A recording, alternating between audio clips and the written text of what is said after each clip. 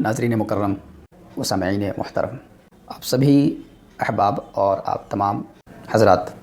اس خبر سے تو واقف ہی ہیں جو ترکی میں ہوا اور اس کے اثرات سیریا یعنی ملک شام اور اس کے ارد گرد کے ملک کے رہنے والے بھی محسوس کیے اور ان سے وہ متاثر ہوئے۔ یقیناً یہ خبر یہ دل دہلا دینے والی خبر ہے اور یہ واقعہ دل کو جھنجھوڑ دینے والا واقعہ ہے۔ بہت ہی افسوسناک اور غمناک یہ واقعہ پیش آیا۔ ہم ترکی میں رہنے والے مسلمانوں کی یا سیریا میں متاثر ہونے والے مسلمانوں کی کیا مدد کریں گے، جبکہ ہم اتنے خود غرض اتنے مفاد پرست اور مادہ پرست ہو چکے ہیں کہ ہمارے پڑوس میں ہمارا پڑوسی بھوکے رہ جاتا ہے، ہم اسے پوچھتے تک نہیں ہیں، اس کی خبر گیری نہیں کرتے۔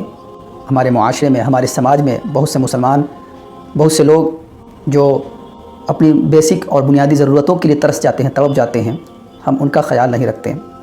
ہم ان کے ساتھ ہمدردی اور خیرخواہی والا معاملہ نہیں کر سکتے، تو ہم بھلا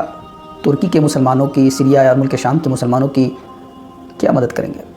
ہم مفاد پرست ہوتے جا رہے ہیں، ہمارے اندر سے ہمدردی، خیرخواہی، مدد، خبر گیری، ایک دوسرے کو سپورٹ کرنا، یہ جذبہ جو ہے نا یہ ختم ہوتا جا رہا ہے۔ ایثار و قربانی کا جذبہ ہمارے دلوں سے کم ہوتا جا رہا ہے۔ ہم دن بدن مادہ پرست، مفاد پرست، سیلفش ہوتے جا رہے ہیں۔ ہمیں صرف اپنی پرواہ ہے، ہمیں صرف اپنی فکر ہے، ہم ترقی کریں، ہم خوش رہیں، ہمارے پلاٹ پہ پلاٹ بنے، ہمارے مکانات بہتر ہوں، ہمارے گھروں کے آگے بہترین گاڑیاں کھڑی ہو، لوگ ہمیں سیلوٹ کریں، ہم آگے بڑھیں، ہمارے مسلمان بھائی دوسرے لوگ جہاں جانا ہے جائے، ہمیں اس کی کوئی فکر نہیں ہے۔ یہ تو میرے بھائیوں اسلامی تعلیمات نہیں ہے، یہ تو ہمارے آقا صلی اللہ علیہ وسلم کی سیرت مبارکہ نہیں ہے، یہ ہمارے اسلاف کی حیات مبارکہ اخلاق کریمہ کے پہلو نہیں ہیں۔ ہم کس طرف جا رہے ہیں؟ مولانا روم علیہ رحمہ کا یہ کوٹیشن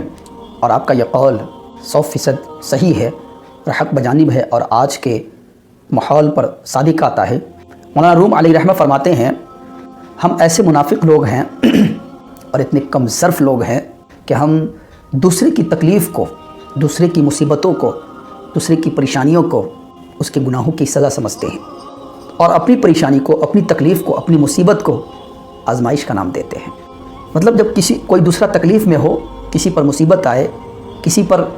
کوئی پریشانی آئے تو ہم فوراً اس بات پر محمول کر دیتے ہیں کہ اس کے گناہوں کی وجہ سے یہ ہو رہا ہے۔ ہم اتنے کم ظرف، منافقت ہمارے اندر آ گئی ہے، اور جب ہم خود اس تکلیف میں، اس مصیبت میں، اس پریشانی میں مبتلا ہوتے ہیں تو ہم اس کو آزمائش اور امتحان کا نام دے دیتے ہیں۔ یہ کانسیپٹ، یہ تصور، یہ سوچ، یہ فکر درست نہیں ہے۔ عرض یہ ہے، ہم ان کے لیے کچھ نہیں کر سکتے ہیں، لیکن کم سے کم اظہار ہمدردی تو ضرور کر سکتے ہیں، ان کے حق میں دعائے خیر تو ضرور کر سکتے ہیں، اور اپنے آپ کو مضبوط بنانے کی کوشش کریں، اپنے اندر ہمدردی کا، خیرخواہی کا جذبہ پیدا کرنے کی کوشش کریں، دوسروں کی خبر گیری کرنے کی کوشش کریں، دوسروں کی عادت کرنے کی کوشش کریں، دوسروں کا ہاتھ بٹانے، دوسروں کی مدد، دوسروں کو سپورٹ کرنے، دوسروں کی ہیلپ کرنے کا جذبہ اپنے اندر پیدا کریں۔ اسی سے سماج اور معاشرہ ترقی کرتا ہے، اسی سے ہم ترقی کریں گے، اور انہی جذبوں کی وجہ سے انشاءاللہ تعالی دنیا اور آخرت میں ہم سرور خرور اور بلند ہوں گے۔ ہم ان کے حق میں دعا کریں، دعائے خیر کریں۔ ایک گھر بنانے میں پوری زندگی لگ جاتی ہے، خون پسینہ ایک ہو جاتا ہے،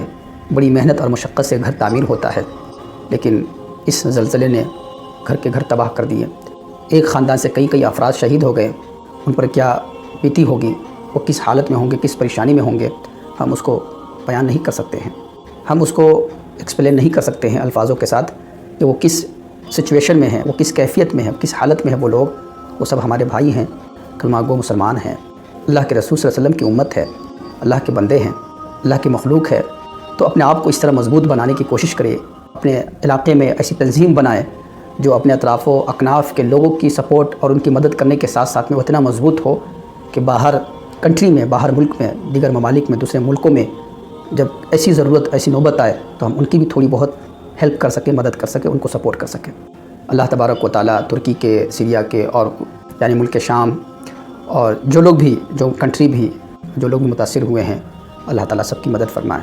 سب کے ساتھ خیر کا، فضل کا، بھلائی کا معاملہ فرمائے، اور اللہ تعالیٰ ہماری کوتاہیوں کو، ہماری لغزشوں کو معاف فرمائیں، اور اس طرح کی آفتوں سے، اس طرح کی مصیبتوں سے، پریشانیوں سے ہماری حفاظت فرمائیں، ہمیں محفوظ فرمائیں۔ السلام علیکم ورحمۃ اللہ وبرکاتہ۔